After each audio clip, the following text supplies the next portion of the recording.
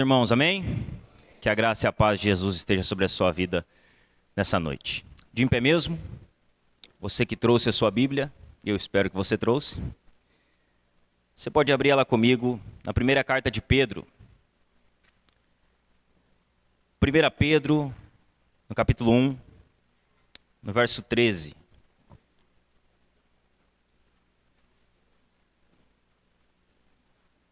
Pedro, no capítulo 1, no verso 13. Louvado é o nome de Jesus. Bendito é o nome do Senhor. 1 Pedro, no capítulo 1, no verso 13.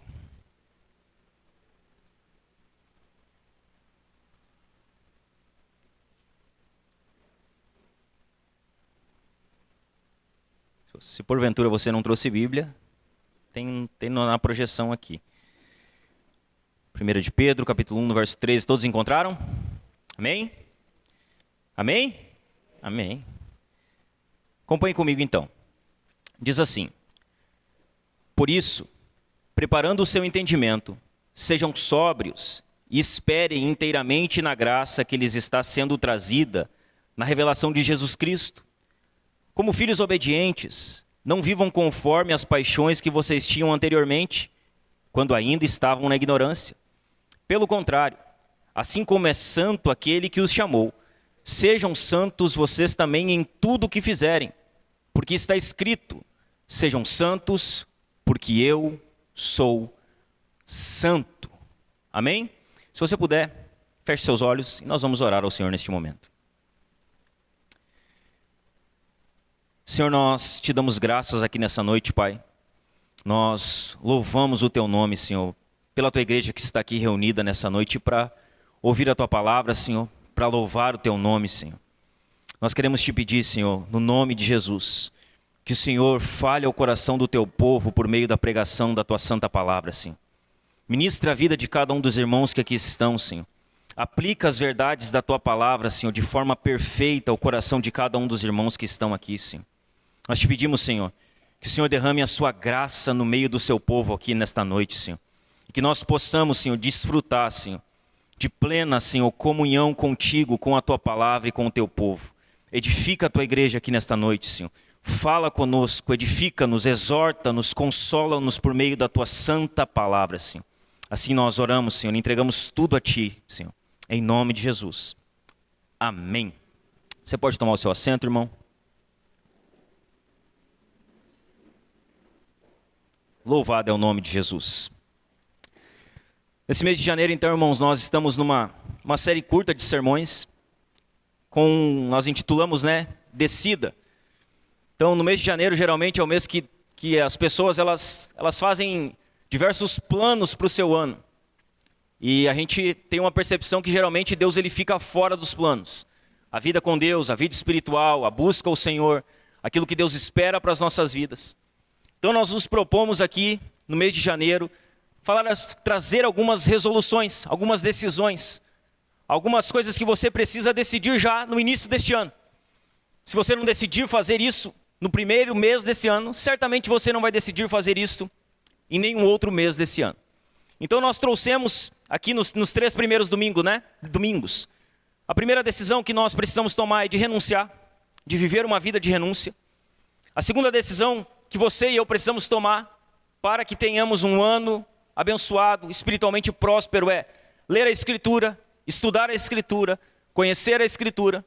No último domingo nós falamos sobre uma terceira decisão, que é a decisão por uma vida de oração. Então nós precisamos já no início desse ano decidir orar. A oração é de extrema importância para a nossa vida espiritual. Se não oramos, morremos, como falamos aqui domingo passado. Que a oração é o oxigênio da vida cristã. Se nós não estamos orando, não estamos respirando. E automaticamente estamos definhando espiritualmente. Hoje, na última mensagem dessa série, eu quero falar um pouquinho sobre um assunto que não é tão popular, mas que é extremamente necessário. Além de decidir ter uma vida de renúncia, de ler e estudar a Bíblia, de orar diariamente, constantemente e incessantemente, você e eu precisamos decidir viver uma vida de santidade durante todo este ano. Veja bem, nós precisamos viver uma vida de santidade. E essa palavra não é uma palavra muito legal nos dias que nós vivemos. Não se ouve falar muito sobre santidade. Não se ouve falar muito sobre essa palavra, né? Ela é uma palavra pouco ouvida. Ela tem sido, de certa forma, abolida do meio do linguajar e do dicionário cristão. Mas é algo que Deus espera de nós. O que Deus espera da sua igreja? Uma igreja santa. O que Deus espera do seu povo? Que o seu povo seja um povo santo. Um povo que cresce em santidade. Um povo que desenvolve a santidade. Um povo que está avançando constantemente em uma vida de santidade. 1 Tessalonicenses 4, verso 3, o apóstolo Paulo, inspirado por Deus, ele diz que o que Deus espera de nós é que nós sejamos um povo santo. Ainda que não seja um assunto comum, um tema do nosso cotidiano que tem sido abolido do linguajar da vida de muitas pessoas, é um tema de extrema importância. Deus espera que sejamos santos. E aí nós falamos de santidade. E santidade é algo muito mal compreendido no meio cristão. As pessoas acham que ser santo é ser esquisito. Então as pessoas que estão crescendo em santidade, geralmente elas são pessoas estranhas, né? Elas fazem o que ninguém faz. Elas não querem se misturar com ninguém, porque afinal de contas elas são santas, então elas não têm comunhão, elas se isolam, elas se afastam. Isso é uma compreensão errada de santidade. Ser santo não é ser esquisito. Ser santo não é ser alguém estranho. Na verdade, ser santo é ser alguém diferente. O santo, aquele que está crescendo em santificação, ele não é alguém esquisito, mas ele é alguém diferente daqueles que estão à sua volta. Ser santo não é ser esquisito. E muita gente não entende santidade porque acha que ser santo é viver de uma forma estranha. Viver de modo santo, irmãos, não tem nada a ver com viver de modo estranho, mas de modo diferente. Quem são os santos? Os que estão vivendo de modo diferente deste mundo. Na verdade, é para isso que Deus nos chama. Deus nos chama para vivermos de modo diferente. O problema é que hoje todo mundo quer ser igual a todo mundo. O problema é que hoje parece que o nosso padrão de imitação mudou. Nós aqui, generalizando, muitas pessoas elas querem imitar aquilo que não deveriam imitar. O que não faz delas mais santo. O que não faz delas mais puro. O que não faz delas mais parecidos com Jesus. Viver de modo santo é viver de modo diferente do estilo de vida dos incrédulos. E é para isso que Jesus nos chama. Para que você não seja alguém esquisito, mas que no meio dos ímpios, no meio dos incrédulos, no meio daqueles que não conhecem a Jesus ainda, que você viva de uma maneira diferente. E que o que chame a atenção das pessoas não é porque você vive de um modo esquisito, mas porque você vive de um modo diferente. Não é a nossa esquisitice que tem que chamar a atenção. Não é a nossa roupa, não é o nosso jeito de falar, é o nosso modo de viver. Ser santo é isso, é viver de modo diferente, um estilo de vida diferente. A vida de santidade de um cristão, ela não é vivida de modo estranho. Ela é vivida de modo diferente, irmãos. Nós precisamos ter isso sempre como alvo das nossas vidas. A vida de santidade de um cristão não é vivida de modo estranho, mas ela parece estranha para os perdidos. Veja bem, alguém que não serve ao Senhor precisa olhar para nós e achar que nós somos de fato loucos, e não porque nós fazemos loucuras, mas porque nós não fazemos aquilo que é comum para eles. E essa deve ser a estranheza de um não cristão para conosco. Não que nós somos esquisitos, mas que nós não fazemos aquilo que eles fazem. Que nós não temos por comum as práticas que eles têm. Que nós não temos por hábito aquilo que é hábito para eles. No entanto, irmãos, quando nós falamos de santidade, santidade não é algo tão simples de se viver. Então é algo que Deus espera de nós. Mas não é fácil viver em santidade nesse mundo. O que nós sabemos é que esse mundo, ele está constantemente nos pressionando. Ele faz força contra nós. Ele nos pressiona. Esse mundo trabalha constantemente contra nós. Esse mundo em que nós vivemos é um mundo que é contrário a Deus. Ele não é um mundo que ele é favorável ao Senhor. Pelo contrário, é um mundo que é contrário ao nosso Deus. que nos pressiona, sabe, que fica nos forçando e quer que a gente se adapte aos seus padrões. O que esse mundo está fazendo constantemente? Está tentando fazer com que nós venhamos a nos adaptar a ele. Por força, por pressão, hoje por imposição. E hoje isso acontece por meio de uma força, tentando adaptar o cristão ao mundo. Tentando adaptar a igreja àquilo que o mundo gosta de fazer. Aos hábitos do mundo, aos padrões do mundo. Nós vivemos, irmãos, em dias em que uma grande parcela de cristãos, eles não dirigem as suas vidas da forma correta. Quais são as duas perguntas mais comuns no meio cristão hoje? Eu posso ou eu não posso? Eu posso fazer isso? Eu não posso fazer aquilo? Pode ou não pode? A maioria dos cristãos vive com essas perguntas na boca. Tá, mas eu posso fazer isso, pastor? Tá, mas eu não posso fazer isso. Em primeiro lugar, a pergunta não é se pode ou não pode, é se é pecado ou não é pecado. Essa deveria ser a primeira pergunta que nós fazemos a respeito de algo. É pecado ou não é pecado?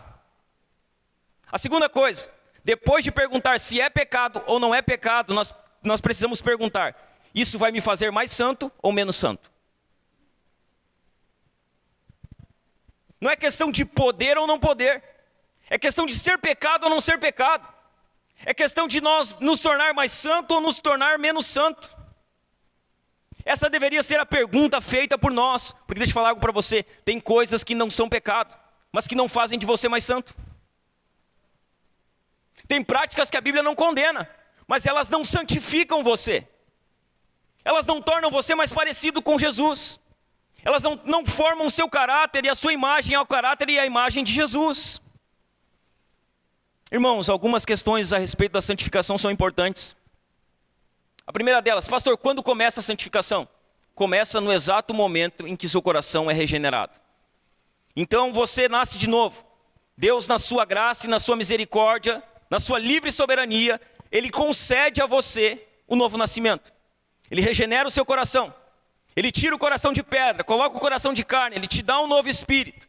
Ele muda a inclinação do seu coração que antes era apenas para o pecado. Nesse exato momento em que Deus regenera o seu coração, ali inicia o processo de santificação na sua vida. Naquele exato momento. A partir dali, a santificação ela começa a ser desenvolvida. Uma segunda questão a respeito da santificação que é importante a gente salientar aqui, é que a santificação, por exemplo, ela é diferente da justificação. A justificação é um ato único. Deus nos justifica, a santificação não. A santificação é um ato progressivo de Deus, ou seja, no momento em que Deus nos justifica, nós entramos em um processo de santificação. E ali, desde aquele momento, até o fim da nossa vida, nós estamos dentro desse processo. A santificação é um processo contínuo, irmãos. E quando ela acaba? Será que nós podemos ser plenamente santos aqui? Não. Ninguém será plenamente santo neste mundo. A santificação ela se completa ou quando nós morremos, ou quando Jesus volta. Ali a santificação será plena e completa nas nossas vidas. Nós podemos ser perfeitos aqui? Não, mas esse deve ser o nosso alvo. Ainda que nós saibamos que não seremos perfeitos, o nosso alvo deve ser sempre a perfeição. Nós devemos mirar a perfeição. Olhar e dizer, eu preciso ser perfeito, ainda que eu sei que eu sou pecador, que eu vou errar, que eu não vou ser plenamente santo, o meu alvo precisa ser a santidade plena. Irmãos, devido à importância que a santidade tem na nossa vida, e devido à importância dessa decisão que você precisa tomar, eu quero trazer aqui, como eu fiz nos 3 primeiros sermões, razões básicas, simples, aplicáveis para mim e para a sua vida, para que nós venhamos a decidir por viver uma vida de santidade. 3 razões simples. Por que eu preciso viver uma vida santa? Por que eu preciso decidir ser santo? Por que eu preciso, como um cristão, decidir crescer progressivamente em santidade? 3 razões básicas, simples, mas aplicáveis à nossa vida. A primeira delas, porque você precisa decidir ser santo durante todo este ano? Porque Deus te salvou para a santidade. Veja bem, Deus não te salvou para a bagacerice. Deus não salva ninguém para viver uma vida bagaceira. Deus nos salvou com um propósito. Ele nos salvou para a santidade. Ele nos salvou para ser santos. Olha o que diz o verso 13. Por isso, preparando o seu entendimento, sejam sóbrios e esperem inteiramente na graça que lhes está sendo trazida na revelação de Jesus Cristo. Irmãos, Deus ele nos salva para a santidade. Todos aqueles que um dia tiveram um encontro com Deus, eles receberam nova vida. E a partir dessa nova vida, eles devem viver em novidade de vida. Então um dia Jesus nos alcançou, nós nos encontramos com Ele, Ele mudou a nossa condição, Ele nos deu nova vida. E o que Ele espera de nós agora? Que a gente ande assim, como crente, como alguém salvo, como um salvo anda, em santidade. Como um cristão que foi salvo, ele anda crescendo em santidade. Deus ele nos salva para isso. Se você olhar do versículo 1 ao versículo 12 aqui do texto que nós lemos, Pedro está falando aos forasteiros, aos peregrinos. E nos 12 primeiros versículos, Pedro fala sobre salvação. Pedro está relembrando para aqueles que estavam sendo perseguidos e forasteiros, as bênçãos da salvação. O que Deus havia feito por aquele povo em Jesus. O quão importante era a vida de salvação. Sabe como Pedro ele conecta do verso 1 a 12 a vida de santidade? Ele diz, por isso, porque Deus salvou vocês, porque Jesus resgatou vocês da vã maneira de viver, porque vocês foram abençoados com a dádiva da salvação, por isso vocês devem viver de forma santa. Veja bem, irmãos, precisamos ser santos, porque Deus nos salvou para isso. Em virtude daquilo que Deus fez por nós em Cristo, nós devemos viver de modo digno dessa salvação. Nós devemos viver como salvos. A santificação ela é um processo que começa na conversão. Ela começou quando nós nos convertemos. E que ela acaba apenas na glorificação. Então veja bem, conversão, início de tudo. Glorificação, fim de tudo. Nós estamos no meio disso. Nós estamos entre o dia que nos convertemos e o dia que seremos glorificados.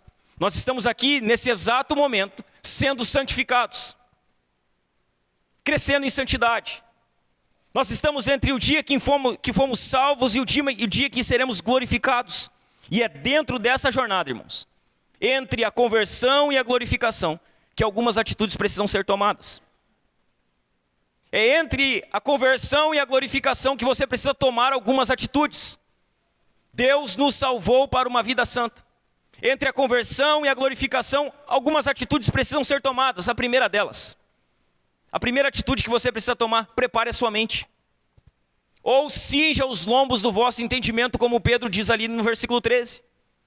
Prepare a sua mente. Cinja os lombos do vosso entendimento. O que Pedro está querendo dizer aqui quando ele diz cingindo os... Cuidado, irmãos. Era necessário que eles amarrassem as suas vestes. As vestes voavam, então o que eles faziam? Eles precisavam amarrar as vestes. Se eles não amarrassem as vestes, eles poderiam cair quando estivessem trabalhando e sofrer um acidente. Ou eles poderiam ser pegados desprevenidos quando estivessem numa batalha. A linguagem de Pedro aqui é uma linguagem de segurança. Ele está dizendo, olha, preparem o seu entendimento, ou cinjam o lombo do vosso entendimento. Por isso, o que eles faziam? Eles amarravam na zanca, né? Sabe a zanca aqui? Eles amarravam as vestes, botavam entre a cinta, na zanca, para que ela não ficasse esvoaçando. Para que ela não ficasse voando e não atrapalhasse eles em nada. O que Pedro está querendo dizer aqui é que nós não podemos permitir que nada atrapalhe nosso entendimento. Ele está dizendo que o nosso entendimento ele precisa estar cingido. Que nós não podemos deixar com que nada nos faça cair. Com que nada nos faça nos distrair. Com que a gente, não seja pego de forma desprevenida. Nós precisamos preparar a nossa mente, irmãos. É isso que Pedro está dizendo. Precisamos preparar o entendimento. Tirar conclusões corretas sobre ele. Pensar de forma certa. Tirar conclusões de forma correta. A minha e a sua mente, elas precisam estar firmes em um lugar. E este lugar é a palavra de Deus. Ali a nossa mente precisa estar firme. É na palavra de Deus que nós cingimos os lombos do nosso entendimento. É na palavra de Deus que nós preparamos o nosso entendimento. é estando com ela, meditando nela, lendo ela diariamente. Sua mente e a minha mente precisa estar firme na palavra de Deus para que a gente compreenda qual é a sua vontade, irmãos.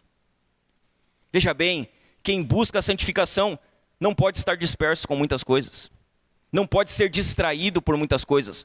E um detalhe, esse mundo, ele é perito em nos distrair. As distrações são várias. Nós podemos estar aqui cultuando distraídos. Nós podemos estar lendo a nossa Bíblia distraídos. Nós podemos estar orando distraídos.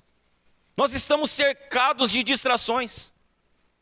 Nós precisamos, irmãos, manter a nossa mente firme, preparar a nossa mente, buscar a santidade. A nossa mente precisa estar disciplinada e preparada pela palavra de Deus. Nós precisamos preparar a mente. Mas há uma segunda coisa que nós precisamos fazer aqui. Além de preparar a mente, nós precisamos ser sóbrios. Precisamos de sobriedade. Olha o que ele diz.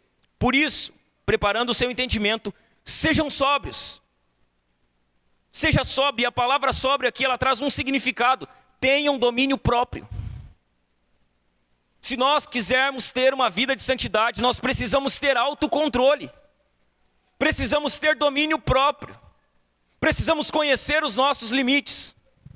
Precisamos saber até onde nós podemos ir, sem que isso nos faça pecar. Precisamos ser sóbrios, irmãos. E a palavra sóbrio traz exatamente esse sentido. Domínio próprio. Ser sóbrio é estar em pleno domínio da sua capacidade racional. Ter autocontrole. Ter domínio sobre as suas ações, sobre as suas atitudes, sobre os seus pensamentos. Ser sóbrio é ser calmo. Tem domínio próprio. Ser sóbrio é ser estável. É alguém controlado, sabe? Alguém que não perde o controle facilmente. Alguém que está atento a tudo o que está acontecendo.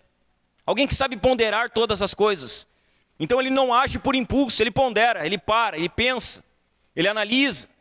E após parar, pensar, analisar, daí então ele decide tomar uma atitude. Se nós queremos santidade, irmãos, nós precisamos preparar a nossa mente, ser sóbrios. Em terceiro lugar, nós precisamos esperar na graça de Deus. Olha o que diz o versículo 13 ainda. Por isso, preparando o seu entendimento, sejam sóbrios e esperem inteiramente na graça que lhes está sendo trazida na revelação de Jesus Cristo. Pedro está aqui falando para pessoas que estão sendo perseguidas. E diante das perseguições que eles estavam passando, Pedro está encorajando eles, dizendo, olha, não olhem para as perseguições. Não olhem para os problemas. Olhem para frente. Olhem adiante. Olhem para o dia da vinda do Senhor. Esperem na graça, nessa graça, na recompensa futura. No dia que o Senhor virá pela segunda vez. No meio de um povo que está sendo perseguido, Pedro está encorajando aquele povo. Que eles deveriam olhar adiante para a salvação que aguardava eles. Para o dia que o Senhor viria se encontrar com eles. E a vida do salvo é isso. O salvo, irmãos, ele vive assim. O salvo, ele olha para o passado. Ele contempla a cruz. E ele olha para o futuro e ele contempla o dia da vinda do Senhor. Um salvo, ele vive sempre nesse meio do caminho. Entre a cruz que lhe salvou e o dia que o Senhor virá lhe buscar. Entre o dia em que ele se converteu e o dia em que ele será glorificado. O salvo, ele olha para trás, para o que Cristo fez, mas ele também olha para o futuro e contempla a graça que está sendo preparada na segunda vinda de Jesus. Meus irmãos, em Jesus nós somos justificados. Em Jesus um dia nós vamos ser glorificados. E em Jesus hoje nós estamos sendo santificados. Olha que maravilhoso isso. Em Jesus pela graça fomos justificados. Em Jesus pela graça seremos glorificados. E em Jesus hoje pela graça estamos sendo santificados. Nada disso provém de nós. Nada disso é obra do nosso mérito próprio, irmãos. Isso tudo provém de um Deus que é plenamente gracioso para com seu povo. Esse é o Deus que nós servimos. Um Deus gracioso para com seus filhos, irmãos. Um Deus que nos justificou por graça, que nos santifica por graça e que nos glorificará por graça. Assim nós vivemos. Nós olhamos para o futuro, irmãos. Vivemos num tempo futuro. Tudo aquilo que Ele fez não tem vistas aqui e agora. Sabe, nós não podemos viver com a nossa mente apenas no aqui, no agora, no que está acontecendo, nesse momento, e esquecer de olhar para frente, e esquecer do dia da vinda do Senhor, irmãos. Nós precisamos fazer o que Pedro está dizendo aqui. Olha, esperem inteiramente na graça que lhes está sendo trazida. Há uma graça que está sendo trazida. Pedro está dizendo, Jesus, Ele voltará a buscar o seu povo. Então não foquem os seus olhos aqui. Foquem os seus olhos naquilo que acontecerá no futuro. Olhem para frente. Nós precisamos, irmãos, olhar para a volta de Cristo. Ter a esperança que Cristo vai voltar fortalece a nossa fé. Ter a esperança que Cristo vai voltar, irmãos, nos dá uma esperança de viver, de santificar, de buscar mais o Senhor. Só que se nós tivermos os nossos olhos apenas aqui, nossa fé ela vai sendo corroída por esse mundo. A nossa esperança ela vai se desgastando dia a dia. E nos tempos difíceis, nos dias difíceis, irmãos, nós não vamos ter força para buscar e viver uma vida de santidade. Nós precisamos estar com os nossos olhos olhando para o futuro, para o dia da vinda do Senhor. Porque precisamos ser santos, porque Deus nos salvou para isso. Deus nos salvou para vivermos em santidade. Nós precisamos preparar a mente, ser sóbrios e esperar na graça. Mas o que eu pergunto para você, meu irmão e minha irmã que está aqui, você tem preparado a sua mente por meio da leitura? Você tem preparado a sua mente por meio da leitura, meditação, estudo das Escrituras? Você tem preparado a sua mente? A nossa mente precisa estar firme na palavra de Deus, mas nós estamos preparando. Você tem preparado a sua mente? Você tem, buscado ler, buscado meditar, buscado estudar, como eu falei aqui na segunda mensagem? A sua mente está preparada na palavra? Está firme na palavra? Ou quando chegam uns momentos difíceis, você fica titubeando de um lado para o outro? Você tem preparado a sua mente? Sua mente está preparada na leitura, no estudo e na meditação? O que controla a sua mente hoje? O que controla a sua mente? É a palavra de Deus? A sua mente, ela é governada pelas Escrituras. Os seus pensamentos são governados pela Bíblia? Ou você é governado pelas distrações e preocupações desse mundo? Quando chega a preocupação, é a preocupação que governa você. Quando chega a distração, é a distração que conduz você. O que governa a sua vida? É a palavra ou são as distrações? É a palavra ou são as situações difíceis dessa vida? O que controla a sua mente? Você tem esperado na graça de Deus? Você acredita que Jesus vai voltar mesmo? Você tem essa esperança? Você olha para o futuro e diz, Jesus vai voltar a buscar a sua igreja. Eu creio, eu tenho esperança. Isso me fortalece dia após dia. Essa esperança é algo que está dentro do seu coração, meu irmão.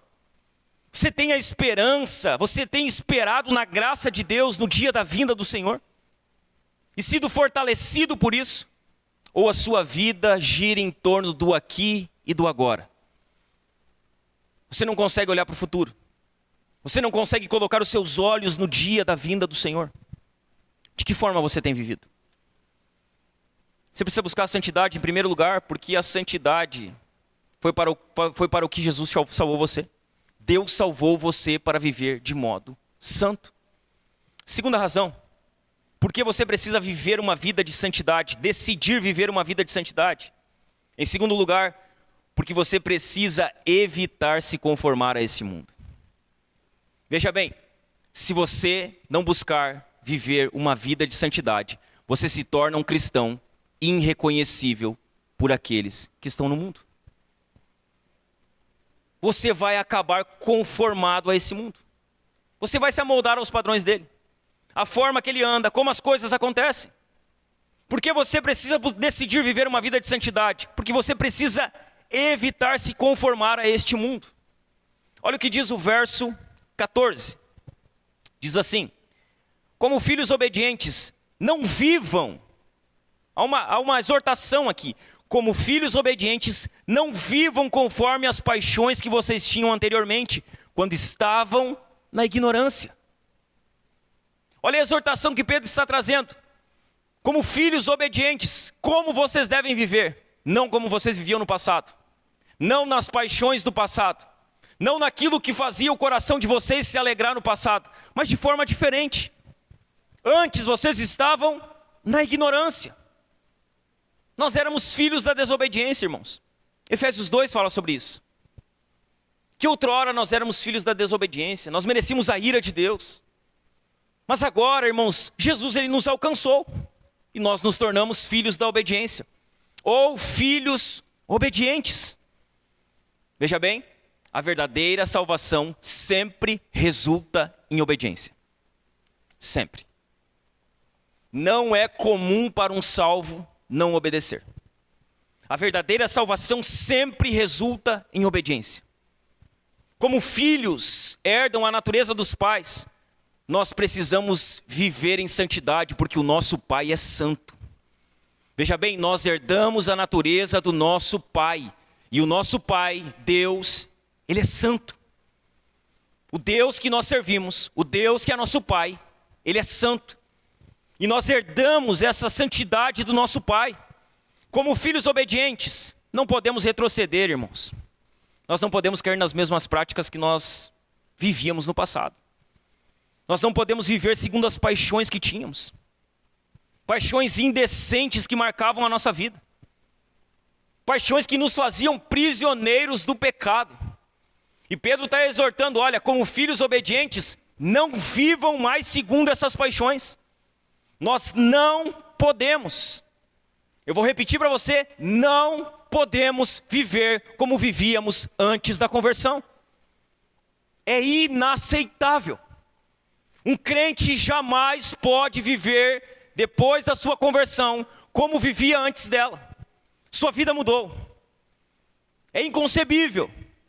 Nós não podemos viver dessa forma, irmãos. Quando nós nascemos, como nós nascemos? Naturalmente, pecadores. Nós nascemos depravados. Nosso coração era totalmente depravado, pecaminoso, sempre inclinado para as coisas do mal, sempre inclinado para o pecado. Essas práticas governavam a nossa vida. Veja bem, para quem não foi regenerado, pecar é normal. Para quem não foi salvo, o pecado é algo comum. E veja bem, ele peca achando que está tudo certo. Alguém que não foi alcançado por Jesus está pecando e acha que aquilo é comum. Por quê? Porque para ele é comum. Ele ainda está em depravação. O seu coração ainda não foi alcançado. Todos nós nascemos dessa maneira, com um coração depravado, com uma natureza totalmente depravada. E, irmãos, se não fosse a graça de Deus, nós ainda estaríamos lá. Veja bem, se não fosse a graça de Deus, eu e você estaríamos vivendo da mesma maneira, presos no pecado. Presos. Pecando e achando que pecar é normal. Pecando e achando que pecar é comum, é legal. É bom pecar. Para quem não foi alcançado, o pecado é bom. Mas para nós, o pecado é abominação, irmãos. Nós devemos odiar o pecado. O pecado não é algo comum para nós. Nós fomos alcançados, irmãos. A graça de Deus nos alcançou. A graça de Deus nos tirou daquela triste condição que estávamos. Deus, irmãos, por meio da sua graça nos salvou. Ele nos deu um novo coração. Olha que maravilhoso isso. Ele nos salva, nos dá um novo coração, nos dá uma nova mente, transforma a nossa vida, nos faz uma nova criatura. Olha o quanto Deus fez na minha e na sua vida. Nos arranca do pecado, muda a nossa forma de viver, muda o nosso jeito de olhar para o mundo, transforma a nossa mente, a nossa vida, nos faz nova criatura. E diante disso tudo, irmãos, é totalmente incoerente, incompatível e inconcebível que um salvo se amolde às paixões da velha vida. Como você pode voltar a viver como vivia antigamente, depois de Jesus ter alcançado o seu coração? Como? Como você cede às paixões da carne? Como você cede aos desejos do seu coração? Como você faz aquilo que você pensa ser correto fazer? Como? Você olha e vê Jesus fazendo uma obra extraordinária na sua vida. Você olha e vê Jesus tirando você do lamaçal do pecado, como Davi diz no Salmo. Você olha para tudo que Deus fez por você naquela cruz, por meio de Cristo. Como você consegue voltar a pecar deliberadamente? Como você consegue voltar a fazer o que Deus desaprova? É inconcebível, irmãos. Isso não é aceitável para um cristão, para um salvo. Nós não podemos nos acomodar com isso. Nós não podemos nos amoldar às paixões que tínhamos no passado. Não podemos. Nós não podemos, irmãos. Se você está voltando a fazer o que fazia no passado, se as paixões antigas da carne têm dominado o seu coração, se você tem pecado deliberadamente, e isso tem satisfeito os desejos do seu coração, ouça, se arrependa do seu pecado hoje. Confesse os pecados que você tem cometido e que tem satisfazido a sua carne hoje. Jesus tem poder para perdoar os seus pecados. A graça dele que te tirou daquela vida é poderosa para restaurar você à plena comunhão. Se arrependa. Essa vida é enganosa. Veja bem, nessa vida você tem amigos, você tem companheiros, você tem parceiros que arrastam você para uma vida de pecado. É engano, é cilada, é um caminho, irmão, tortuoso. Se arrependa. Se você tem pecado deliberadamente, confesse o seu pecado. Não se amolde, não se conforme à vida que você vivia. Irmãos, esse mundo tem uma forma. Esse mundo que nós vivemos, ele tem uma forma. Você já viu uma forma? Uma forma, se ela é redonda, ela vai fazer o quê? Um bolo redondo. Se ela é quadrada, ela faz um bolo quadrado. Assim é o mundo. O mundo tem uma forma. E quando você se amolda ao mundo, você se torna um mundano. É isso que acontece. Se você se amolda ao mundo, você toma a forma do mundo, você fica igual ao mundo. E esse mundo é mundano. Esse mundo é pecaminoso. Esse mundo ele é totalmente depravado. Esse mundo ele tem uma forma, mas o crente, ele é alguém que não põe o pé nessa forma. O crente é alguém que ele não se amolda ao mundo. Esse mundo ele tem uma forma e o crente ele não se amolda a essa forma. Ele não se amolda aos padrões desse mundo. Já bem, você não pode ser o crente camaleão. Você já viu o camaleão? O camaleão, conforme ele se mexe, ele vai mudando, né? Então ele vai mudando a cor. Se ele está no verde, ele está verde. Se ele está no azul, ele está azul. Você não pode ser esse tipo de crente. Um crente que se amolda segundo o ambiente que você está. Se você está com determinadas pessoas, você é de um jeito. Se você está com outras determinadas pessoas, você é um jeito. Se você está com a sua família, você é de um jeito. Se você está na igreja, você é de outro jeito. Se você está sozinho no carro, você é de outro jeito. Isso é um crente camaleão. Ele vai mudando, de acordo com o ambiente que ele está. Não é para isso que Jesus nos chama. Não foi para isso que Jesus nos salvou. Jesus não nos salvou para que a gente mude quem é, de acordo com o ambiente em que nós estamos. Ele nos chamou para ser santo na igreja, Ele nos chamou para ser santo na família, Ele nos chamou para ser santo no casamento, Ele nos chamou para ser santo no trabalho, Ele nos chamou para ser santo quando estamos no carro, Ele nos chamou para ser santo quando estamos com os nossos amigos ímpios, Ele nos chamou para ser santo em todos os momentos. Então nós não podemos mudar de acordo com o ambiente. Ou somos santos em todos os ambientes, ou não entendemos o que é a santidade. Não podemos ser o crente camaleão, irmãos, que assume as cores daquilo que o cerca. Veja bem, uma das coisas mais desastrosas para o cristianismo é quando um cristão ele não pode ser distinguido de um não cristão. Isso é desastroso. Porque nós somos luz. A Bíblia diz que nós somos sal. A Bíblia diz que o crente é diferente. E aí muitas vezes o crente está junto do ímpio. E você não sabe quem é o ímpio e quem é o crente. Porque eles têm as mesmas práticas. Eles fazem as mesmas brincadeiras. Eles têm o mesmo tipo de linguagem. Eles falam dos mesmos assuntos. Isso é desastroso. Porque nós deveríamos ser sal.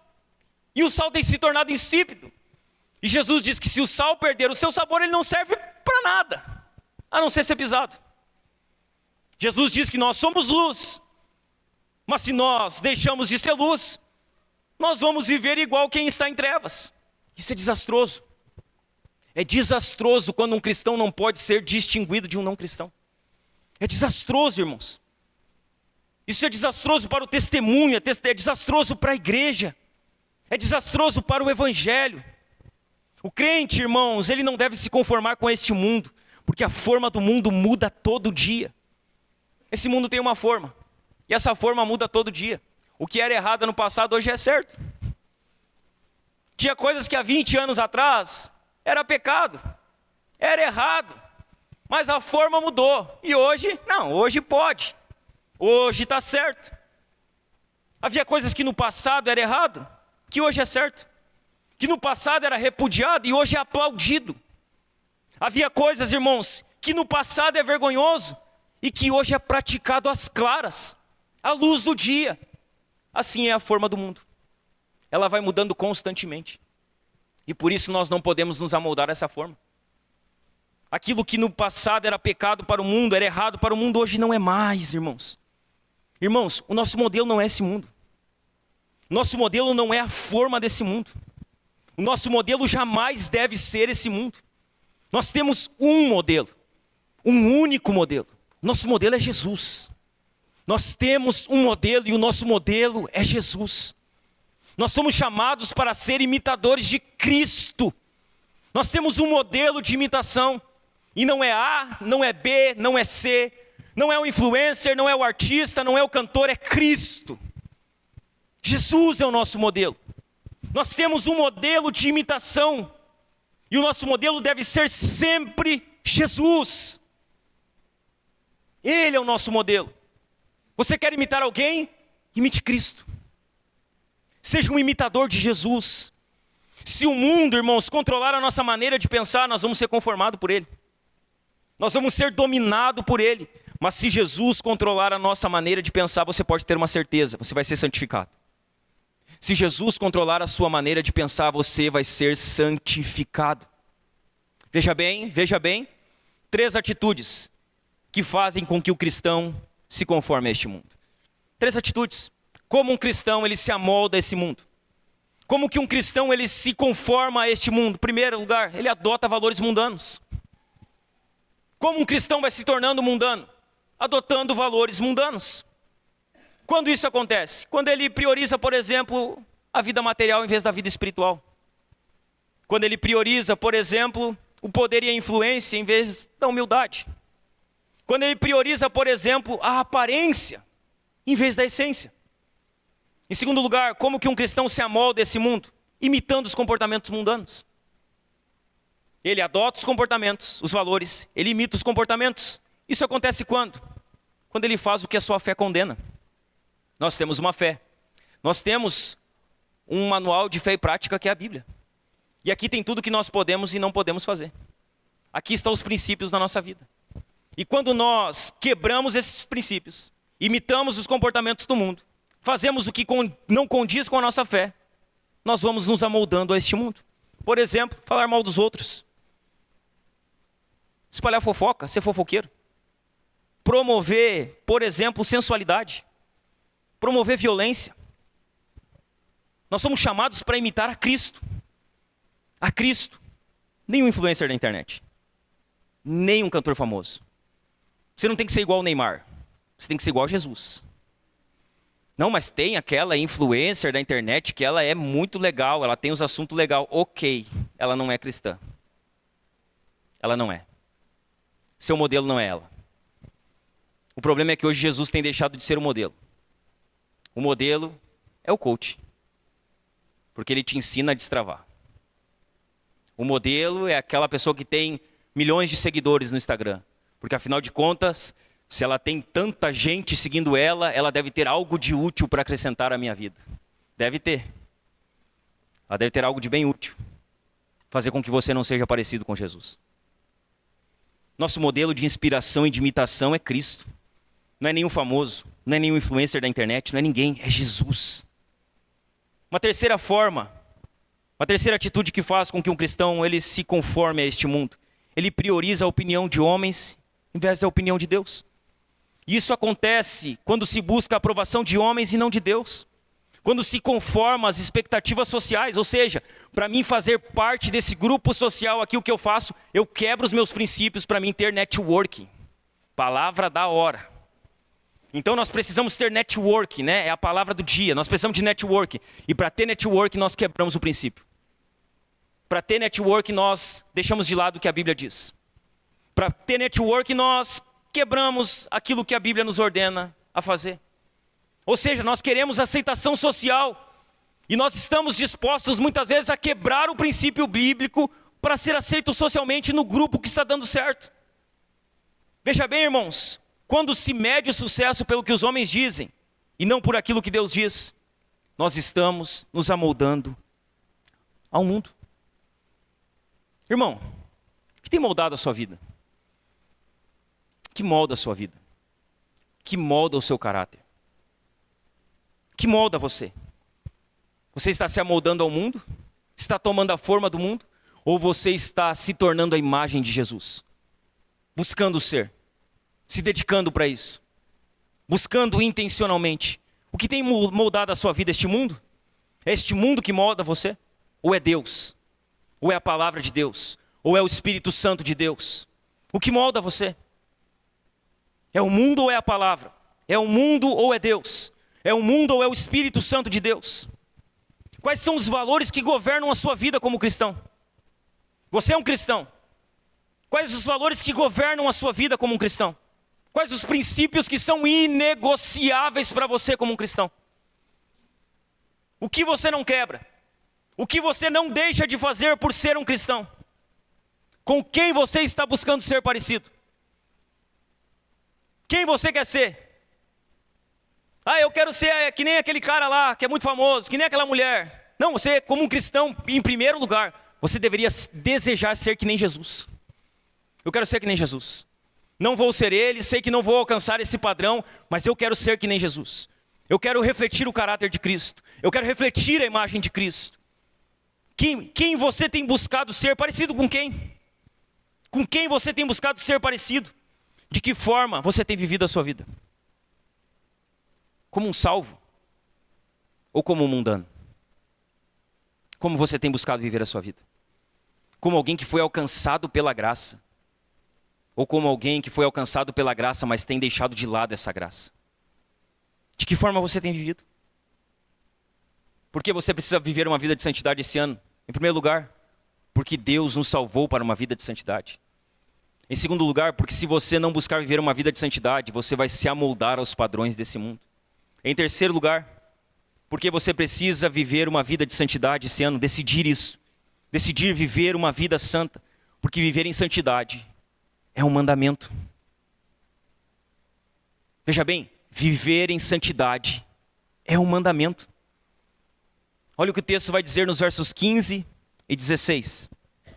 Pelo contrário, assim como é santo aquele que os chamou, sejam santos vocês também em tudo o que fizerem.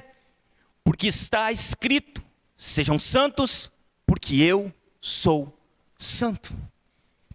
Veja bem, irmãos, aqui há uma ordem.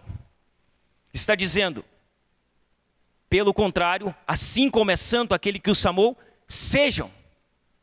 Há uma ordem aqui. Há um mandamento. Ser santo e buscar uma vida de santidade é um mandamento do Senhor para o seu povo. Nós somos chamados para ser santos. Pastor, qual que é o meu chamado? Ser santo. Pastor, para que Deus me chamou para uma vida de santidade? Eu quero saber qual que é o meu chamado. Você quer saber? Uma vida santa. Uma vida de santidade. Jesus chamou o seu povo para uma vida santa. É para isso que Ele nos chama. Para que vivamos de modo santo. Santidade não é uma opção. Você não escolhe, você não tem direito, eu sou um crente, eu escolho ser santo ou não. Não. Santidade é um mandamento. Santidade é uma ordem do Senhor para as nossas vidas. Ele está dizendo, você deve ser santo. Você é crente, você foi salvo, você tem que ser santo. É um mandamento de Deus para o seu povo. Há uma ordem aqui nesse texto. Há uma ordem expressa. Sejam santos. Vocês devem ser santos em tudo aquilo que vocês fazem. Há uma ordem aqui, irmãos, expressa. Há um mandamento. E se nós não obedecemos o mandamento, estamos pecando. Se há um mandamento, se há a quebra da obediência a esse mandamento, nós estamos pecando. Há uma ordem, sejam santos.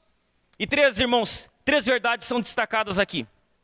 3 verdades importantíssimas a respeito dessa ordem de Deus para a santidade. A santidade é um mandamento, ela é uma ordem. Em primeiro lugar, a santidade é uma ordem. Sabe por quê? Porque o Deus que nos chama é santo. Sabe quem é o Deus que nos chama? Ele é um Deus santo. O nosso Deus, irmãos, é santo, separado. Esse é o nosso Deus. Nós não servimos a qualquer divindade. Nós não servimos a qualquer Deus. Nós servimos a um Deus que é santo. E que o pecado é abominação para Ele. Esse é o nosso Deus. O nosso Deus é um Deus santo, irmãos. E a ordem a uma vida de santidade é porque o nosso Deus é santo. O Deus que nos chamou é santo. Essa palavra santo aqui, quando ela se refere a Deus, ela traz uma ideia de separado. Ou seja, Deus ele é santo, ele é separado. E ela fala também sobre a singularidade de Deus em relação a todo o resto do mundo, do universo. Deus ele é singular, ele é único, ele é santo, separado de tudo. Deus ele é moralmente perfeito, não há falhas no caráter de Deus. Esse é o Deus que nós servimos, um Deus santo, separado, moralmente perfeito, moralmente santo. O nosso Deus ele é santo, ele é perfeitamente, imutavelmente e eternamente santo. Vou repetir, o nosso Deus, ele é perfeitamente, imutavelmente e eternamente santo. E a santidade de Deus fornece o padrão para a santidade de caráter do seu povo. Porque Deus é santo, o seu povo tem que ser santo. Porque Deus tem um caráter correto, o seu povo é um povo chamado a ter um caráter correto. Como filhos de Deus, nós somos chamados a refletir o seu caráter. Segunda verdade que o texto nos traz aqui a respeito dessa ordem. A santidade é uma ordem porque o Deus que nos chama é santo. Em segundo lugar, a santidade é uma ordem que precisa alcançar todas as áreas da nossa vida. Veja bem, a santidade precisa alcançar todas as áreas da nossa vida. Todas elas. Porque nós somos totalmente depravados. E a santidade precisa alcançar todas as áreas da nossa vida. É o que o texto diz. Pelo contrário, assim como é santo aquele que os chamou, sejam santos vocês em tudo o que fizerem. Não é em algumas coisas, mas é em tudo. Deus, irmãos, nos chamou para Ele.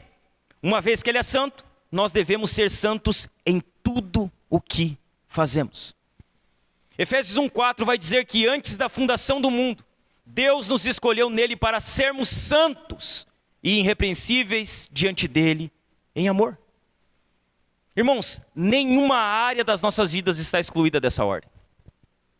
Nenhuma. Todas elas precisam ser santificadas, diariamente, constantemente, intencionalmente. Nós devemos ser santos em todo o nosso procedimento, para que tudo reflita a glória de Deus. É o que diz lá, irmãos, 1 Coríntios 10:31, vai dizer assim: portanto, se vocês comem ou bebem, ou fazem qualquer outra coisa, façam tudo para a glória de Deus. Ou seja, na nossa vida tudo precisa glorificar a Deus. Na nossa vida tudo precisa refletir o caráter de Deus. Não são algumas coisas, são todas as áreas. A santidade precisa atingir todo o nosso ser. Se algo não pode ser feito para a glória de Deus, então não está de acordo com a vontade de Deus. Se tem algo que você deseja fazer e que isso não vai gerar glória para Deus, então não faça. Porque essa não é a vontade de Deus. Deus ele quer ser glorificado por tudo aquilo que o seu povo faz. Em todas as áreas. Ele quer que a sua imagem, o seu caráter reflita por meio do seu povo. Um grande problema, irmãos, é que quando a gente fala de santidade, muita gente cai no moralismo. O que aconteceu há muito tempo na igreja? A santidade, ela foi trabalhada primeiro de fora para dentro. Então se trabalhava para mudar a estética de uma pessoa, sem que essa pessoa tivesse tido o seu coração regenerado. E isso é um problema muito sério. Porque a pessoa, ela muda moralmente por um tempo, mas em pouco tempo, ela vai voltar a viver a vida que vivia. E isso é moralismo. E nós não queremos moralizar o povo de Deus. Nós não queremos transformar o povo de Deus de fora para dentro. Por muito tempo se caiu no moralismo, se trabalhou para que as pessoas fossem transformadas externamente, sem nunca terem nascido de novo. E isso é um problema sério. Isso causa danos à igreja. A verdadeira santidade, o que ela vai fazer? Ela vai transformar primeiramente dentro. A verdadeira santidade, ela muda a condição interna. E essa mudança de condição interna reflete fora. Nós não mudamos primeiro fora. Nós mudamos primeiro dentro. Primeiro Deus transforma o nosso coração. E essa transformação de coração vai refletir aqui fora. Nós vamos ser transformados depois externamente. Mas precisamos ser transformados primeiramente pelo lado de dentro. E aí, irmãos, aí vem um problema sério. Porque muitas vezes se moraliza e quer se transformar a pessoa por fora. Mas acaba às vezes caindo no outro extremo. A pessoa diz que é crente e nunca muda por fora. E isso é um problema. E nós andamos no meio disso. Veja bem, se Deus transformar o nosso coração por dentro, nós vamos ser transformados aqui fora. As coisas vão mudar. Elas mudam. Se nós formos transformados primeiramente por dentro, nosso modo de pensar vai mudar. Ele vai mudar. Se nós formos transformados primeiramente internamente, nosso jeito de falar muda. Nosso vocabulário muda. Nosso jeito de se pronunciar muda. Se nós formos transformados externamente, nosso jeito de vestir muda. Nós vamos nos vestir diferente. E não porque alguém colocou uma regra para nós, que nós precisamos vestir este tipo de roupa, mas porque nós entendemos que somos novas criaturas. Nós entendemos que temos um novo coração e que tudo na nossa vida precisa mudar. Nosso jeito de falar muda. Nosso jeito de pensar muda. Nosso jeito de vestir muda. Nosso jeito de cuidar da nossa família muda. Tudo muda, irmãos. E aquela frasezinha que diz assim, ó, tudo muda quando você muda, está errada. Tudo muda quando Deus muda a condição do seu coração. É aí que tudo muda. É aí que as coisas começam a acontecer. É aí que a sua fala muda, o seu jeito de viver muda, o seu jeito de vestir muda, o seu jeito de cuidar da sua família muda. Tudo é transformado quando Deus transforma a condição do seu coração. E só quando isso acontece. Somente quando isso acontece. Ou seja, é impossível alguém ter sido salvo e continuar vivendo da mesma maneira. É impossível. Não, é que Deus olha para o coração do homem, pastor. Deus olha para o coração do homem, e isso é um problema. Porque Deus conhece de fato qual a condição do nosso coração. Ele sabe qual a condição do nosso coração. E nós sabemos que se Ele mudou o nosso coração, a nossa vida vai ser mudada totalmente. O que eu pergunto para você, meu irmão e minha irmã, seu modo de pensar reflete alguém que está vivendo em santidade? O que você pensa? Seus pensamentos, eles refletem alguém que está crescendo em santidade? Ou você continua pensando do mesmo jeito que pensava do passado? Sua mentalidade é a mesma? Seu jeito de pensar é o mesmo? Uma segunda pergunta, seu modo de falar foi transformado? Depois que você se converteu, o seu linguajar mudou? Ou a sua boca ainda está cheia de palavrão? Ou volta e meia você está falando que não deveria falar? A sua linguagem é uma linguagem sadia? Ou é uma linguagem torpe? Quando você fala, você edifica ou você destrói pessoas? Sua linguagem foi mudada? Seu jeito de falar foi transformado? Ou você continua falando do mesmo jeito? Uma pergunta mais direcionada para as mulheres. O seu modo de vestir mudou depois que você se converteu? Você se veste diferente? Quando você olha para o seu modo de se vestir, a Bíblia diz que a mulher se veste com modéstia. Você tem se vestido com modéstia? O seu modo de vestir é o modo de alguém que foi alcançado pela graça de Deus, mulher? O que rege a forma que você se veste? A escritura ou a moda? A escritura ou os trajes que são usados, a última moda, que saiu no verão? Você se veste de acordo com uma mulher que está crescendo em santidade? Você foi moldada, está se vestindo dessa maneira? Como uma mulher piedosa? Como uma mulher santa? Aos homens, você homem que está aqui, o seu modo de cuidar e pastorear a sua família, ele mudou depois que você se converteu? Você está amando a sua esposa como Cristo amou a igreja? Você está guiando os seus filhos no caminho do Senhor? Você está sendo o líder da sua casa? Ou você converteu, mas continua negligenciando o papel que Deus deu para você? Como você tem liderado a sua casa? Como você tem pastoreado as ovelhas que Jesus deu para você lá no seu lar? O seu modo de cuidar da sua família mudou? Porque se você se converteu, mudou. Se você foi alcançado pela graça, você trata a sua mulher como ela deve ser tratada. Se você foi alcançado pela graça, você cuida dos seus filhos como eles devem ser cuidados. Se você foi alcançado pela graça, você está fazendo aquilo que Deus chamou você para fazer no seu lar. De que modo você está liderando a sua casa? De que maneira? Sua maneira de lidar com a sua casa, de cuidar da sua casa mudou? Com quem você está se tornando parecido? Com quem? Quem é o seu molde? Quem é o seu modelo? Quem está moldando você? Você se preocupa, irmão, você se preocupa em crescer em santidade. Sabe, você se inquieta com o pecado ainda. Quando você peca, você diz assim, pequei. Quando você fala o que não deveria falar, você, poxa, falei o que não deveria falar. Se inquieta você. O pecado ainda é algo que machuca você. Sabe que quando você peca, você na hora, pequei. Que quando você faz algo de errado, você diz, poxa vida, não deveria ter feito isso. Que quando você solta o palavrão, você diz, poxa, não posso estar falando desse jeito, me perdoa, Jesus. O pecado ele ainda fustiga você, ou você já peca em paz? Ou você consegue pecar em paz, sem sentir inquietação?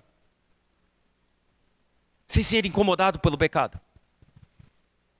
O pecado inquieta você, ou você já está como a igreja de Laodiceia? Morna. Que peca e não sente. Que peca e não chora. Que peca e não se arrepende. O pecado ainda incomoda você. A santidade é uma ordem, irmãos. E essa ordem precisa alcançar todas as áreas da nossa vida. Uma última pergunta dentro desse ponto. Qual área da sua vida que você agora aqui entende que precisa ser ainda mais santificada? Qual área da sua vida? Que você está aqui sentado ouvindo e você está dizendo, eu preciso ser mais santo aqui. Aqui eu não tenho santificado. Nessa área aqui a santidade não tem alcançado a minha vida. Eu preciso santificar mais nessa área. Eu preciso orar mais sobre isso. Eu preciso jejuar mais. Eu preciso orar mais a Deus e pedir graça e misericórdia. Qual área da sua vida que precisa ser mais santificada? Se todas elas precisam de santificação, em qual está faltando santidade hoje? Se você sabe em qual área está faltando santidade, irmão, dobre o seu joelho. Clame a Jesus e diga, Jesus, me ajuda. Eu quero ser mais santo nessa área. Eu quero ser um homem mais santo. Eu quero ser uma mulher mais santa. Eu quero refletir o teu caráter aonde o Senhor me levar. Aonde falta santidade hoje na sua vida?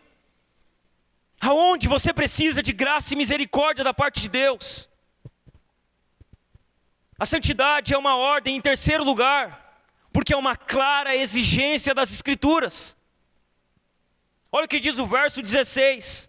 Portanto, ou porque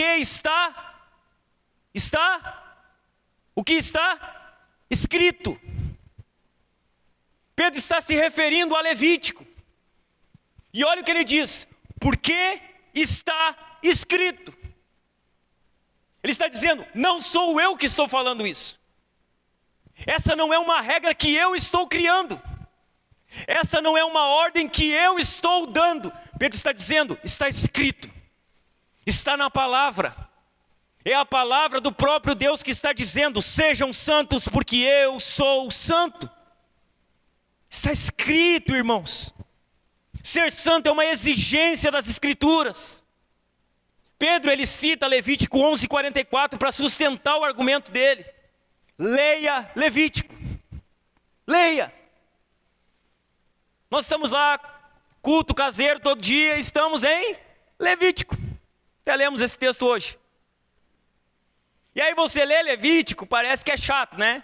Sacrifício, aí você taca a lepra, leva para o sacerdote, a lepra. E aí você diz, nada a ver Levítico, nada a ver. Levítico é um livro que não dá para entender nada. Só sacrifício, pombinho, boi, lepra, sacerdote. E aí nós às vezes achamos que isso não tem nada a ver, tem. Levítico é um livro que fala de remissão, que fala de perdão de pecados. E aí nós olhamos para a Escritura, Pedro cita Levítico. Levítico é um livro que fala a respeito da santidade de Deus. É por mais de 2 ou 3 vezes que essa expressão se repete ali. Deus ordenando ao povo de Israel, sejam santos porque eu, o Senhor, sou santo. Pedro, ele cita Levítico para sustentar esse argumento. Então, leia Levítico na sua casa. Vai para o culto caseiro, leia Levítico. Às vezes demora, às vezes é maçante, mas se está ali, é porque foi inspirado por Deus. Se está ali, é porque tem utilidade. Se está ali, é porque é a palavra de Deus. Pedro, ele faz um apelo. Ele apela à palavra de Deus. Ele está dizendo assim, ó, a autoridade que eu estou exigindo aqui de vocês não é minha, é da palavra. Não sou eu que estou exigindo santidade, é o Deus das Escrituras que exige santidade do seu povo. Pedro, ele baseia a sua exortação não nas suas próprias palavras, mas nas palavras de Deus. Olhe para mim, você não tem que buscar santidade por causa do pastor. Você não tem que buscar santidade por causa de A, de B, de C, de D, não. A ordem para buscar santidade é porque Deus é santo. Eu não preciso ser santo porque o pastor está pregando uma mensagem de santidade. Você precisa ser santo porque Deus é santo e quer que você seja santo. É por isso. É por isso que você precisa ser santo. Buscar uma vida de santidade. Você deve buscar viver uma vida de santidade, porque é exatamente isso que a palavra exige de você. Que você seja santo. Irmãos, a palavra, ela revela a mente de Deus, de modo que nós podemos aprendê-la. A palavra, irmãos, ela revela o coração de Deus, de modo que nós devemos amá-la. A palavra, ela revela a vontade de Deus, de modo que nós devemos obedecê-la. E a ordem de Deus é que nós sejamos santos. Veja bem, irmãos, nosso ser como um todo, a nossa mente, o nosso coração e a nossa vontade, eles precisam ser controlados pela palavra de Deus. A Bíblia é importante para você?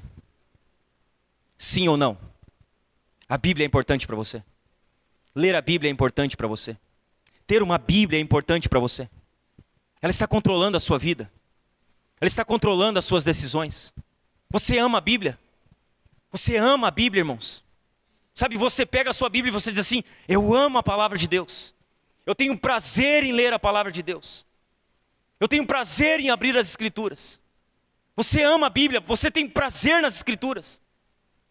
Sabe, você tem desejo não, está chegando a hora de eu ler a Bíblia. Sabe, você tem esse anseio, agora é hora de eu abrir a Bíblia, eu vou ler a Bíblia. Está na hora do meu devocional, eu vou abrir as Escrituras. Está na hora de eu ter um tempo com Deus, Você tem prazer nas Escrituras? Ou ela é apenas um amuleto que você carrega para a igreja? Um enfeite da sua estante, que está aberta no Salmos 23. Você ama ela? Veja bem, irmãos, 5 atitudes práticas que ajudarão você a crescer na busca por uma vida santa. Precisamos ser santos. Vimos a razão, porque Deus nos salvou para a santidade. Porque se não formos santos, vamos nos amoldar aos padrões do mundo. Porque a santidade é um mandamento, é uma ordem. Ok, sabemos as razões para uma vida de santidade. Mas como na prática nós podemos ser santos? Como na prática nós podemos crescer em santidade? 5 atitudes práticas que você precisa ter para crescer em uma vida de santidade? Em primeiro lugar, a primeira atitude: leia e medite na sua Bíblia diariamente. Parece repetitivo, mas não tem uma nova fórmula, não tem um novo método, é o mesmo método de sempre. Se você quer crescer em santidade, leia e medite nas Escrituras. Nós precisamos olhar para a Bíblia, irmãos, e falar como o salmista fala no Salmo 1, verso 2, que ele meditava na lei do Senhor dia e noite, ele tinha prazer naquela lei. Tinha prazer na Bíblia, prazer nas Escrituras. Se nós queremos crescer em santidade, nós precisamos ter prazer em ler a Bíblia, prazer em meditar nas Escrituras. Segunda atitude prática: quer crescer em uma vida de santidade? Leia e medite na sua Bíblia diariamente. Em segundo lugar, ore incessantemente. Não há santificação sem oração. Ninguém cresce em santidade sem orar. Se você quer ser santo, depois de ler a sua Bíblia diariamente e meditar nela, dobre os seus joelhos e ore de forma incessante. Ore, clame a Deus, confesse os seus pecados, busque misericórdia, peça a graça da parte de Deus, mas ore. Não haverá santificação sem oração. E a Bíblia está recheada de ordens para orarmos. Efésios 6,18 vai dizer que nós devemos orar em todo o tempo no Espírito, com súplicas, com petições, com ações de graças. Precisamos orar. Se nós formos uma igreja que ora, nós vamos ser uma igreja que está crescendo em santidade. Por isso precisamos orar mais, como falei domingo passado. Dobrar os joelhos, clamar a Deus, interceder, suplicar, agradecer. A oração vai nos fazer crescer em santidade. Terceira atitude prática: primeira, leia a sua Bíblia e medite nela diariamente. Segunda, ore incessantemente. Terceiro lugar, quer ser santo? Busque ser cheio do Espírito Santo. Busque ser cheio do Espírito Santo. Se nós queremos uma vida de santidade, precisamos buscar a plenitude do Espírito Santo sobre as nossas vidas. Veja bem, ninguém será santo se não estiver cheio do Espírito Santo. Não será. Se nós queremos ser santos, precisamos nos encher do Espírito Santo. Efésios 5:18-20 diz assim: e não se embriaguem com vinho, pois isso leva à devassidão, mas deixem-se encher do Espírito, falando entre vocês com salmos, hinos e cânticos espirituais, cantando e louvando com o coração ao Senhor, dando sempre graças por tudo ao nosso Deus e Pai, em nome de nosso Senhor Jesus Cristo. Se nós queremos crescer em santidade, precisamos ser crentes cheios do Espírito Santo. Como nós somos crentes cheios do Espírito Santo? Ele diz: nós precisamos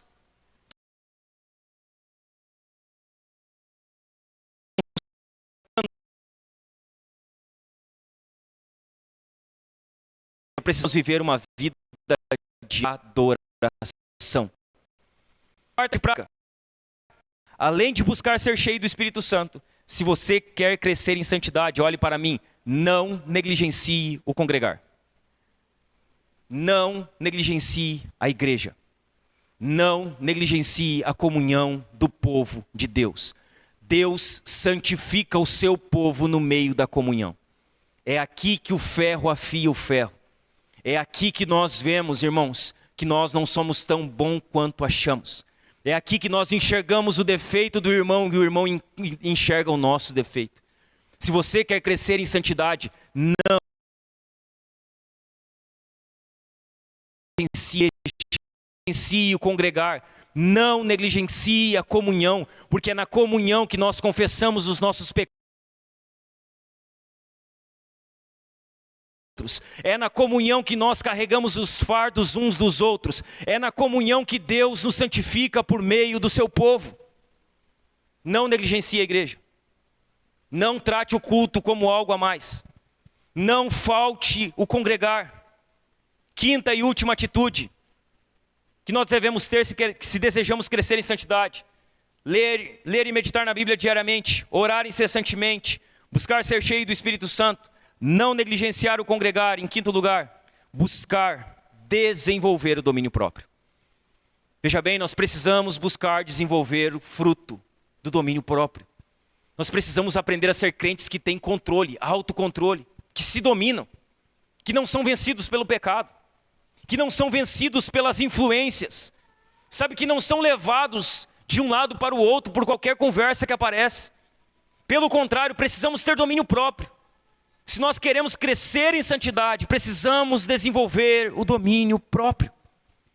Irmãos, viver uma vida de santidade é uma decisão de grande importância para a sua vida, para a minha vida, para a igreja de Jesus. Mas não é algo fácil. Nós sabemos disso. Nós sabemos que viver uma vida em santidade não é algo tão simples como parece. Sabe qual a grande verdade, irmãos? É que nenhum de nós que está aqui nessa noite está tão santo quanto deveria estar. Essa é a grande verdade. Nenhum de nós que está aqui hoje está vivendo no nível de santidade que deveria estar. Nós poderíamos ser mais santos, todos nós. Nós poderíamos estar vivendo em uma vida de santidade ainda maior. Nenhum de nós está tão santo quanto deveria. E isso deve nos incomodar. Isso deve, sabe, mexer conosco, irmãos. Nós deveríamos olhar e dizer: eu preciso ser mais parecido com Jesus. Acordar de manhã, ler as Escrituras e pensar: eu estou longe de ser quem deveria ser. Eu preciso ser mais parecido com Jesus aqui. Eu preciso renunciar isso aqui, eu preciso abrir mão disso. Eu preciso orar mais, eu preciso buscar mais, eu preciso me dobrar mais, eu preciso servir mais. Isso deveria nos inquietar, irmãos. Deus nos salvou para uma vida de santidade. E a grande verdade é que sem uma vida de santidade, nós vamos acabar nos tornando como aqueles que permanecem em seus pecados. Veja bem, irmãos, a santidade, ela é um mandamento para nós. E Jesus diz que os seus mandamentos não são pesados. Às vezes nós dizemos: é difícil demais obedecer a Jesus. Em certo ponto é, mas não deveria ser pesado. Nós deveríamos olhar e dizer: poxa, eu preciso ser mais santo. Isso aqui não deveria ser tão difícil para mim, deveria ser mais agradável. É um mandamento. É uma ordem que nós deveríamos estar dispostos a obedecer. A ser santo como Jesus é. A buscar a santidade. Como diz Hebreus 12:14. Sem santificação ninguém verá o Senhor. Nós precisamos seguir a paz e a santificação sem a qual ninguém verá o Senhor. Nós precisamos estar dispostos a isso, a ansiar por isso, a ser santo, cada dia mais santo, a chorar pelos nossos pecados, a chorar por não ser quem nós deveríamos ser. Nós devemos ter mais lágrimas nos nossos olhos, irmãos. Quando dobrarmos os nossos joelhos, dos nossos olhos deveria brotar água, lágrimas, por não sermos os crentes que deveríamos ser. Nós deveríamos estar chorando por quem não somos. Charles Spurgeon, ele diz o seguinte, falando sobre a questão da santidade, ele diz: eu acredito que quanto mais santo um homem se torna, mais ele chora sobre a falta de santidade que permanece nele. E essa é a grande realidade. Quanto mais nós buscarmos a santificação, mais nós vamos ver que somos pecadores, mais nós vamos ver que necessitamos da misericórdia e da graça de Deus. A grande realidade é que quanto mais buscarmos a santificação, mais nós veremos a nossa imperfeição, mais nós veremos que nós precisamos desesperadamente do Senhor, que a graça dele nos alcance, que a misericórdia dele alcance as nossas vidas. Não somos tão santos como deveríamos. E nós vamos terminar essa noite aqui louvando a Jesus, adorando a Ele. Mas eu queria convidar, enquanto os irmãos ministrarem a canção, nós a orarmos ao Senhor, irmãos. Orarmos a Ele com o nosso coração sincero diante dEle. E falarmos para Deus: Senhor, faz de mim alguém mais santo. Senhor, eu quero ser um crente mais santo. Jesus, faz de mim um crente mais parecido contigo. Eu quero ser mais santo. Eu quero refletir o teu caráter. Eu quero que a tua luz, Jesus, brilhe diante dos homens. Eu quero que eles vejam as boas obras do Senhor através da minha vida. Faz-me santo. Santifica-me. Que a tua santidade, Senhor, alcance todas as áreas da minha vida. Eu quero ser plenamente santo. Que nós possamos orar nessa noite, irmãos. Jesus, faz de mim alguém que reflete o teu caráter. Faz de mim alguém que, quando estiver no meio dos pecadores, que a tua luz resplandeça lá. glória seja manifesta naquele lugar. Jesus, faz de mim um crente que anda em santidade, que ama a santidade e que busca a santidade. Que nós possamos orar, irmãos, pedindo a Deus, faz de mim alguém santo. Eu quero ser santo, Senhor, porque o Senhor é santo. Vamos nos colocar de pé.